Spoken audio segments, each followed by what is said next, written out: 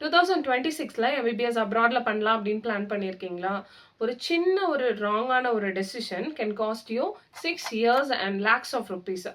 First mistake என்ன அப்படின்னு பார்த்தீங்கன்னா, choosing a country instead of university. நிறைய ஸ்டூடெண்ட்ஸ்கிட்ட கேட்டு பார்த்தீங்கன்னா, அவங்க சொல்லுவாங்க, I want to study in Russia, I want to study in Uzbekistan, ஜார்ஜியால படிக்கணும். அப்படியே ஒவ்வொரு கண்ட்ரியே சொல்லுவாங்களே தவிர ஸ்பெசிஃபிக்கா எந்த யூனிவர்சிட்டியும் அவங்க செக் பண்றது இல்ல. ஒரே கண்ட்ரி எடுத்துக்கிட்டீங்கனாலே ஒவ்வொரு யூனிவர்சிட்டிக்கும் டிஃப்ரெண்டான குவாலிட்டி இருக்கும். ஸோ யூனிவர்சிட்டியை செலக்ட் பண்றது ரொம்பவே முக்கியம், கண்ட்ரியே இல்லை. செகண்ட் மிஸ்டேக் என்ன அப்படின்னு பார்த்தீங்கன்னா, எஃப்எம்ஜி பாஸ் ரேட்டை அண்டர் எஸ்டிமேட் பண்ணுறது. சில ஸ்டூடெண்ட்ஸ் கம்ப்ளீட்டாக அதை பிலீவ் பண்ணுவாங்க, பிளைண்டாக பிலீவ் பண்ணிடுவாங்க. சம் ஸ்டூடெண்ட்ஸ் அதை இக்னோரே பண்ணிடுவாங்க. இக்னோர் பண்ணுறதும் தப்பு, அப்படி பிளைண்டாக பிலீவ் பண்ணுறதும் தப்பு. ஏன் அப்படின்னு பார்த்தீங்கன்னா, எஃப்எம்ஜி பாஸ் ரேட் ஜாஸ்தியாக இருந்தால் நல்ல காலேஜ் அப்படிங்கிறதும் இல்லை, லோவாக இருந்தால் நீங்க ஃபெயில் ஆவீங்க அப்படிங்கிறதும் ரீசன் இல்லை.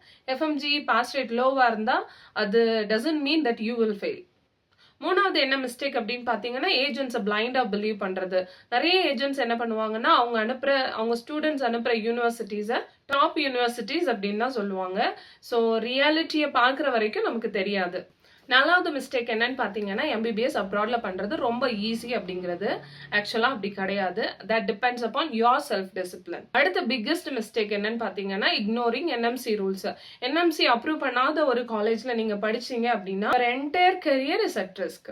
ஸோ பிளைண்டா எதையும் நம்பி எம்பிபிஎஸ் அப்ராட்ல பண்றதுக்காக யூனிவர்சிட்டியோ கண்ட்ரியோ அப்படி செலக்ட் பண்ணாதீங்க. Choose a university where you can succeed. Follow for real guidance for MBBS abroad.